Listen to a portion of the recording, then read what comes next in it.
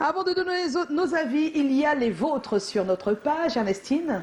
Et bien sûr, on commence avec Jean Coco Zounan qui dit « C'est comment ?» On est là. Alors, je dirais à ma fille de ne pas se tromper car la beauté d'une femme n'est pas forcément physique. Oui. C'est d'abord la bonté, l'éducation, l'esprit de discernement et le respect. Tout ceci réuni fait la femme, la beauté de la femme. Et à Yimkwa, Émile Zola qui a également réagi, c'est comment? On est là. Ne dit-on pas que souvent la beauté n'est pas surtout physique, mais c'est le comportement? En fait, c'est ça qui tue beaucoup de jeunes filles aujourd'hui et tu les trouves 25 à 35 ans, toujours chez leurs parents. Parce qu'elles se disent belles, mais rien dans la tête. Je lui dirais que la priorité, ce sont des études et que la beauté n'est pas toujours le physique. On continue avec Nadia Bailly. C'est comment? On est là. Je lui dirais tout simplement que la beauté de la femme, c'est pas forcément physique. Il faut un bon comportement et l'intelligence. Donc, elle se concentre à son école, car même les Miss sont belles et ça suffit pas. Elles doivent également être capables de répondre aux questions, donc être éduquées et savoir raisonner. On continue avec Hortense Ndjomani. C'est comment? On est là, Hortense. Alors, selon moi, l'enfant ne doit pas se fier à sa beauté, mais plutôt à son comportement. Toutes les filles sont belles. Ce qu'on recherche chez elles, c'est le comportement, mais surtout le bon. Et on poursuit avec Audrey Bakuo. C'est comment? On est là. Mon travail sera de recentrer cet intérêt pour son physique dans son intellect en donnant des conseils qui vont dans ce sens, pas de ne pas lui faire réaliser que le physique n'est pas nécessaire, mais que concilier les deux ferait d'elle une très meilleure personne. On va s'arrêter là pour aujourd'hui alors qu'il y a pas mal de messages qui sont tombés sur notre page. Voilà. On va maintenant s'intéresser à nous, nos avis à nous. Je commence par toi, Callaghan. Bon. Qu'est-ce que tu fais dans ce cas? La question. Je te repose la question. Tu constates que ta fille adolescente fait de son apparence une priorité. Elle dit que les filles ne réussissent que si elles sont belles et bien entretenues. Comment tu gères la situation? Ben, je lui donne des conseils. Comme tout le monde dit qu'on donne des conseils. Je lui donne des conseils. Je l'appelle. Quel type de conseils? Je vais caractériser au moins 2 à 3 filles qui ont échoué. Donc tu vas chercher celles qui se sont intéressées, qui se sont intéressées juste à la beauté et qui ont fait échec. Je vais énumérer ces filles comme des exemples appropriés pour qu'elles sachent que forcément ça ne donne presque rien. La preuve, voilà telle, voilà telle, voilà telle. On a beaucoup de filles comme ça qui sont vouées toujours à l'échec et qui ont même échoué. Donc tu vas montrer des exemples où ça n'a pas marché. Elle va te sortir des exemples où ça a marché alors. Et je vais lui dire que, je vais simplement lui dire, si elle me montre des exemples où ça a marché, je vais simplement lui dire, physique sans rien dans la tête, ça finit toujours mal. Mal, ah d'accord. Ça finit mal. Ça finit mal. Alors on va avoir les avis des autres, mais ce sera juste après ceux recueillis dans les rues de Douala avec Titi Freeman. Bon. Quand un homme a son enfant, votre sang déjà, ou l'affection qui existe entre ta fille et toi, comment déjà te faire savoir ce qui est son besoin? Ce qui fait que si elle s'incline plus dans les réseaux sociaux, tu peux l'amener en balade, lui faire des propositions et c'est à cette occasion que tu lui parles comme si c'était ta femme. Tu lui dis, ma chérie, comme moi personnellement, je sais que ma fille aime les manèges. Faire comprendre à mon enfant, à ma jeune fille que oui, c'est bien beau d'être belle et tout ça, mais il faut aller à l'école. Le plus important, il faut aller à l'école. Il faut s'inscrire dans des activités qui, comment je vais dire ça, qui vont développer son intellect.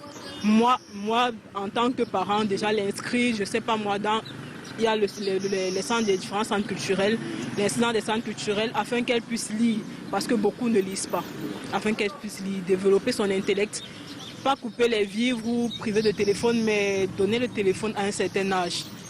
Son corps n'est pas un fonds de commerce, donc elle ne peut pas gagner à travers son corps, son physique. Ce que je lui fais savoir, c'est que ce n'est pas, on dit que la beauté, ce n'est pas la beauté qui fait la femme ou bien qui fait la réussite. La beauté, le corps humain, c'est juste une apparence. Mais s'il prend ça, au contraire, ça va le détruire.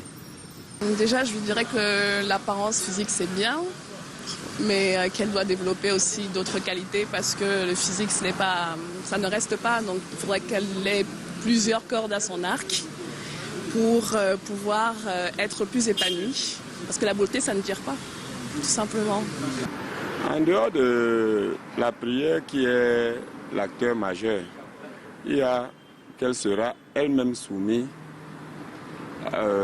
comment on appelle ça, elle sera soumise à la réalité de la vie. Je veux seulement essayer de bien la conseiller pour qu'elle puisse bien faire dans le bon chemin et qu'elle ne soit pas comme les filles qu'on entend dehors, les vendeurs de piment, quoi. Qu'elle puisse faire dans le bon sens. C'est normal qu'une jeune fille prenne soin d'elle. Oui, qu'elle prenne soin d'elle. C'est très important. C'est vrai qu'il faut bien se mettre, mais il ne faut pas s'accrocher à ça parce qu'on ne gagne rien par l'apparence. On ne va non plus te juger par ton apparence. C'est ce qu'on porte en soi. Eh oui, oui. De belles réponses en tout cas dans ce Vox Pop, même si des fois sur le terrain, c'est pas toujours ce qui se passe. Hein. On fait des confusions. On va prendre l'avis d'Ernestine avant de continuer. Oui, bien sûr. Moi, si j'avais une adolescente pareille, je lui dirais déjà qu'au-delà de tout, le physique est important, c'est vrai, il faut bien prendre soin de soi, mais l'intellect compte beaucoup. Ma mère me disait que pour une femme, la dignité est ce qu'il y a de plus précieux. Et c'est le même message que j'enverrai à ma fille. Aujourd'hui, je ne lui en veux pas de peut-être prendre ce genre de modèle pour acquis, parce que ça se voit aujourd'hui, ça pilule sur les réseaux sociaux. Mais après, il faudrait qu'elle sache réellement qui elle est. Elle forge une personnalité de fer pour pouvoir s'en sortir aujourd'hui dans le monde de requins et de baleines qui n'attendent qu'une seule chose, la dévorer. Donc si elle n'est pas forte, si elle n'a pas des bases, à la base, véritablement, et qu'elle ne brave pas les épreuves auxquelles elle fait face, ce sera très compliqué. Aie confiance en toi, aie confiance aux conseils, à l'éducation que ta maman te donne. Et grâce à cela, certainement, tu réussiras. Ben voilà, très beau message alors qu'on est à la veille de la fête de la jeunesse. Joe, ton avis sur la question? Non, moi je serais plutôt extrémiste. Hein. Moi je pense que quand on est, quand on est enfant, adolescent, c'est plutôt pour se construire dans le sens du mindset, de l'intellect. Le physique et l'apparence passent en 5e ou en 20e plan. Ouais. Je me souviens quand on allait à l'école, on avait des camarades qui étaient dans les sections anglophones où on obligeait les filles à se couper les cheveux. Bon, je ne sais pas si c'est vraiment exactement, je sais pas si c'est exactement la philosophie qu'il y a derrière, mais ce qu'on ça aidait à ce qu'on soit concentré ailleurs. Oui. Voilà. Quand tu prends le week-end pour l'après-midi, les ça devient une priorité le dimanche. Hein. Tu perds le temps. Alors que tu devrais te concentrer sur tes études. Donc toi, tu es vraiment extrémiste. Oui, moi, je adolescente, c'est d'abord ça. Oui. Maintenant, quand tu vas être... Parce que je suppose qu'en tant qu'adolescente, tu n'as pas à t'occuper de toi-même. Je m'occupe de toi. Donc, c'est pour que tu aies les nattes sur la tête, c'est moi qui décide. Oui. Maintenant, quand tu seras une jeune adulte, on va commencer à négocier. Jeune adulte, à partir de quel âge 18, voilà, 18, 19 ans. Voilà, d'accord. Adolescent, non. Alors, on va prendre l'avis de Dao sur la question. Bon, moi, la première des choses, d'abord, je vais dire à ma fille, je vais l'apprendre que toutes les femmes sont belles. D'abord, oui. Toutes les femmes sont belles. Tu penses que tu es belle, mais toutes les femmes qui sont sur cette terre sont belles. Mais seulement, d'autres ont la chance d'avoir l'entretien, d'avoir les moyens pour s'entretenir. Sinon, toutes les femmes sont belles à leur façon. Oui. Ça, c'est la première des choses. Et je vais essayer de lui dire aussi que, prendre des exemples, les filles qui pensent qu'elles sont belles, il y a des filles, des femmes qui pensent qu'elles sont belles, alors que la femme a une période où peut-être que tu dois te marier. Ouais, c'est une période très courte. Hein. Très courte. Et quand cette période arrive, tu dis non, moi, en tout cas, Joseph est venu me voir, de toute façon, je suis belle là, Joseph ne mérite pas. Il passe. Après, voilà, Dao vient, tu dis, lui là, de toute façon, lui là, les pieds un peu, choses là, non, lui là, il ne mérite pas. Ainsi de suite. Et le temps passe. Ta chance de construire un foyer en train de diminuer, tu ne sais pas. Et arriver à un moment, tu vois que peut-être que tu as 40 ans, 45 ans, tu seras obligé de prendre un garçon qui a peut-être l'âge de ton papa pour pouvoir te caser. Donc, ma fille, actuellement, là, fais tes études. Tu as tes diplômes. Le mari que tu vas avoir, là, il y a des choses qu'il ne pourra pas te dire. Parce que peut-être même que ton salaire sera plus que pour lui. Donc, il va te respecter. Il te respecte parce que tu es allé à l'école, et que tu as eu des diplômes. Oui. Mais si toi, tu es en train de dire non, je suis belle, tu tires le coup, et puis après, les procès savent que je suis belle, donc il y aura des pointeurs sur moi, des protèges, ils vont me donner des notes pour aller. Ça va finir un jour. Et quand ça finit, le plus souvent, on regarde. Que t'es là. Voilà. Oh là là là là, c'est très beau. En tout cas, on le comprend de plus en plus avec ce qui se passe sur les réseaux sociaux. On peut influencer par ce qu'on porte, c'est vrai, par ce qu'on met, par son make-up, par son ceci. Mais à la fin, quand on enlève tout ça, il faut bien qu'on soit quelqu'un. Qui est-ce qu'on est? C'est un peu la question qu'il faut se poser.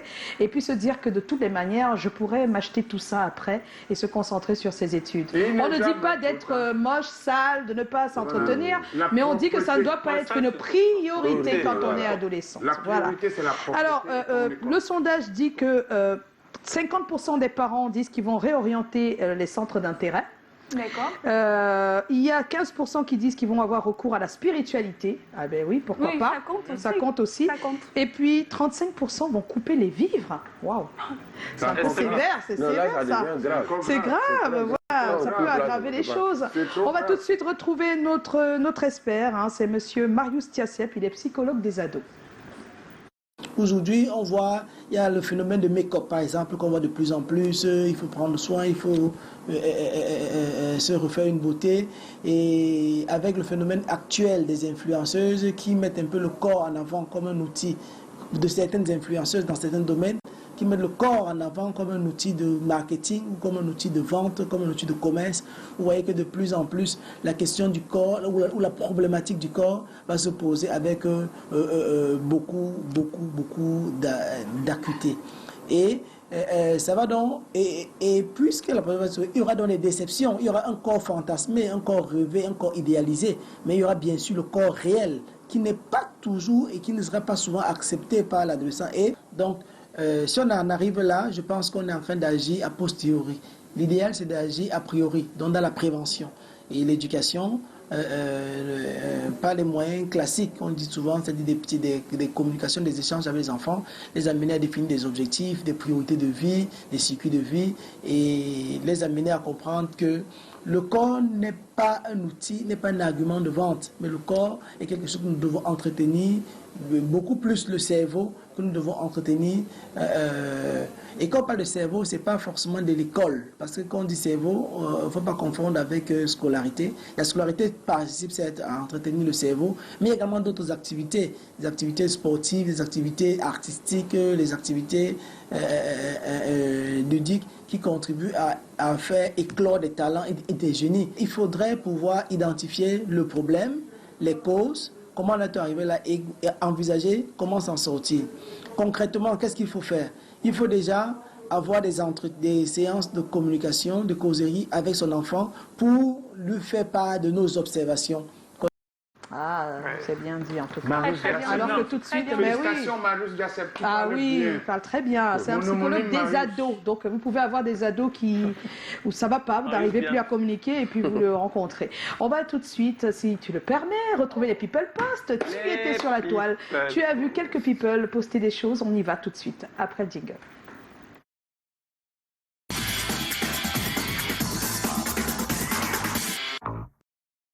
Salut à tous et bienvenue dans votre rubrique People Post. Alors on commence notre randonnée avec cette sortie électrique et éclectique de Diana Bouli qui a fait bouillir les salives des internautes et monter la température plus haute que la chaleur de Douala. La célèbre TikTokeuse a donc dévoilé sa poitrine généreuse dans une vidéo publiée sur TikTok samedi dernier, représentant pour elle son comeback en tant que modèle photo. Une vidéo assez choquante qui a indigné certains internautes qui ont traité l'influenceuse de tous les noms, chose qu'elle n'a pas laissé passer en les recadrant sévèrement par un message que je vais vous lire. Allez en brousse avec ça, je m'en fous de tout ce que vous dites, je vis, je tiens à vous signaler que ce n'est pas moi qui en fais trop. C'est vous qui n'en faites pas assez et c'est à vous de vous remettre en question. Une sortie qui interroge, bien sûr, lorsqu'on sait qu'elle a été au cœur d'un autre buzz il y a quelques mois, qu'il y ait Indira Baboké, le célèbre chanteur ivoirien KS Bloom. Et puis on n'oublie pas que la photo que nous avons vue juste avant, c'est Jato Sonita, une jeune chanteuse, hein, qui n'a même pas encore 18 ans, je pense, et qui a décidé de l'habiller elle a fait un montage, hein, avec ses feuilles de bananier pour qu'on n'aperçoive pas toute son... Le devant, on n'aperçoit pas le mot. Voilà, elle a préféré l'habiller et beaucoup de personnes ont fait ça. Beaucoup de personnes, pour montrer leur désapprobation, ont habillé la photo finalement. Voilà. Ensuite, oui, bien sûr. De l'intrigue à la joie, les stars camerounaises ont tenu à exprimer leur gratitude à celle qui est à l'honneur aujourd'hui. Il s'agit bien sûr de Chino Sunshine, la maquilleuse des célébrités. Les stars comme Mimi, Muriel Blanche, Mitumba et Benizek Pombia, des photos que vous pourrez également voir sur des posts bien choisis qui ont tenu à lui souhaiter un joyeux anniversaire en lui disant comment elle est magnifique, simple et qu'elle a une très très belle personnalité. Un modèle à suivre de reconnaissance, mais aussi de détermination dans le travail. Et on termine dans le rire et dans la joie avec cette vidéo de Edoudoua qui s'amuse un tout petit peu avec sa jeune et très tendre épouse, Zakoula, que je vous invite à regarder. Quelle est la taille du sexe de votre conjoint? 15 secondes. Il y a les experts. Hein. Voilà, merci. Monsieur Doudouin 12 cm. 2 cm.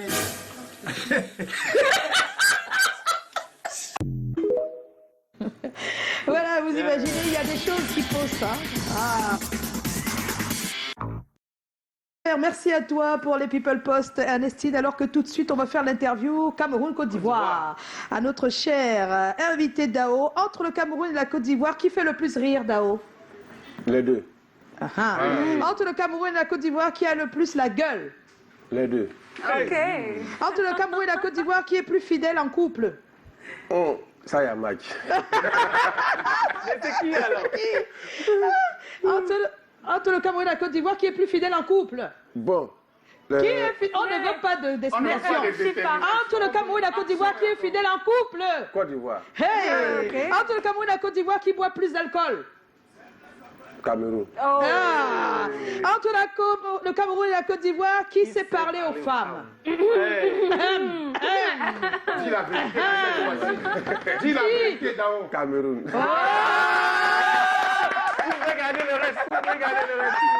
Dao, merci d'avoir répondu à notre invitation. Merci. On sait qu'on te retrouve vendredi sur la scène à la salle Diamond, c'est à Bonanjo, la falaise, pour la nuit des icônes. En tout cas, toute la population de Douala, là, faut les regarder. Toute la population n'a qu'à converger là-bas. Là-bas, on vous attend à partir de 20h. 20h vendredi. Celui qui ne vient pas là. Il aura un problème, hein. En tout cas, Michel Gou est ici demain. Je vais vous dire. Portez-vous bien. On se retrouve demain à 17h. Merci à toute l'équipe. Salut Maman Edwige. Maman Edwige, ciao. Joyeux anniversaire, j'ai oublié, On connaît pas Emma Lolo, ça me est populaire, c'est Coco et Bilia. Je dis faut demander à Ibidero, ça me est Sepera, c'est Nathalie Koa, Ivoirien, à la Fewakili.